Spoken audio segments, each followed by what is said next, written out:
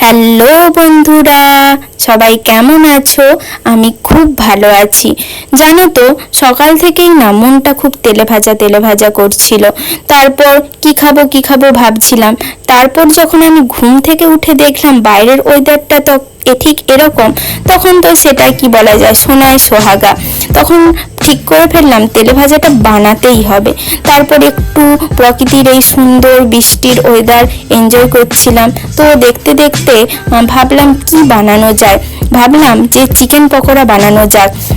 তো তাই চিকেন পকোড়া বানানোর জন্য রেডি হচ্ছিলাম। যেমন ভাবা তেমন কাজ, কিন্তু তার আগে তো আমার এই দুষ্টুটাকে বাইরে ঘোরাতে নিয়ে যেতে হবে। এর সাথে একটু খেলাধুলো করার পর তারপরে লেগে পড়েছিলাম নিজের কাজে।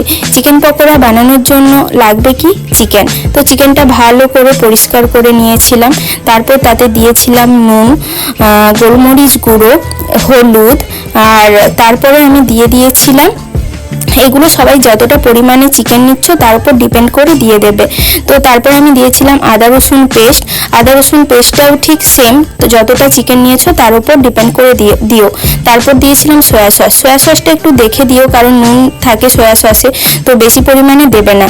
তো তারপর দিয়েছিলাম লেবু, যেহেতু আমার কাছে ভিনিগার ছিল না তাই আমি লেবু দিয়েছি, তোমাদের কাছে ভিনিগার থাকলে ওটা দিও।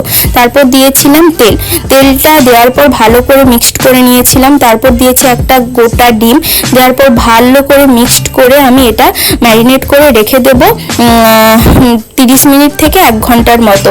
যতটা একটু বেশি টাইম ম্যারিনেট করে রাখলে ব্যাপারটা ভালো হবে।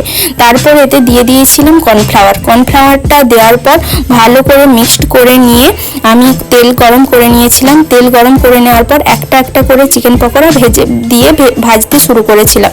আমি ততক্ষণ পর্যন্ত চিকেন পকোড়াটা ভেজে নেব যতক্ষণ না এটা ঠিক গোল্ডেন ব্রাউন কালারের হয়ে যাচ্ছে। গোল্ডেন ব্রাউন কালারের যখনই হয়ে যাবে দেখবে, তখন ওভেন থেকে নামিয়ে নেবে।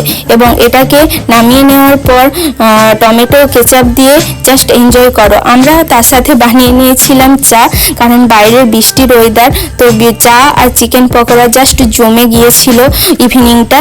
তো মা খাচ্ছিল, মাকে ঠিক জিজ্ঞাসা করছিলাম কেমন হয়েছে। মা রিভিউটা দিল যে খুব ভালো হয়েছে। তো তোমরাও কেন ওয়েট করছো, যাও চটপট বানিয়ে ফেলো।